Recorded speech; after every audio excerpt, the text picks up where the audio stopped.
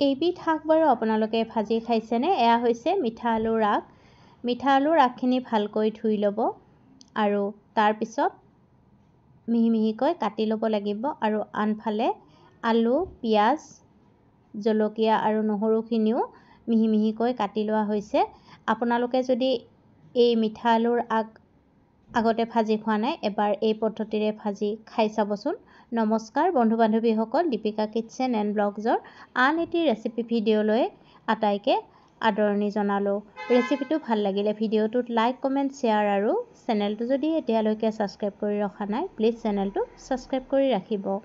PAN এখন গৰম হ'বলৈ দিব আৰু গৰম হ'লে তাত সৰিয়হৰ তেল দি দিব আৰু তেলখিনি যেতিয়া ভালদৰে গৰম হ'ব তেতিয়া কাটি লোৱা পিঁয়াজ, জলকীয়া আৰু নহৰুখিনি দি দিব আৰু তাৰপিছত অলপ সময় ভাজি ল'ব লাগিব। একেবাৰে সহজ এই ভাজিখন বনাবলৈ আৰু খায়ো এই মিঠা আলুৰ আগ ভাজি খুবেই ভাল লাগে। আপোনালোকে এবাৰ নিশ্চয় বনাই খাই চাব।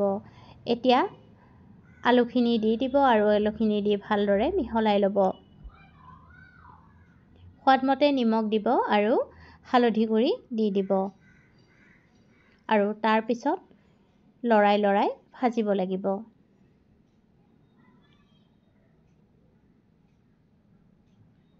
ঢাকনিখন লগাই দিব আৰু কিছু সময় আলুখিনি ঢাকনি লগাই ভাজিব লাগিব। এতিয়া তাত কাটি লোৱা মিঠা আলুৰ আগখিনি দি দিব আৰু তাৰপিছত ভালদৰে মিহলাই ল'ব।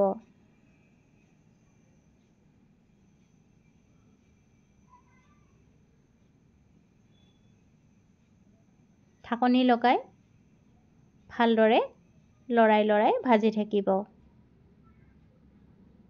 যেতিয়া আলুখিনি ভালদৰে কোমল হৈ যাব তেতিয়া গেছৰ জুই নুমুৱাই ৰাখিব লাগিব। এয়া মিঠা আলুৰ আগৰ ভাজি ৰেডি। ৰেচিপিটো ভাল লাগিলে লাইক কৰিব। পুনৰ উপস্থিত হ'ম। আজিলৈ আহিলোঁ। আপোনালোকৰ বহুমূলীয়া সময় উলিয়াই ভিডিঅ'টো শেষলৈকে চোৱাৰ বাবে অশেষ ধন্যবাদ জনালোঁ।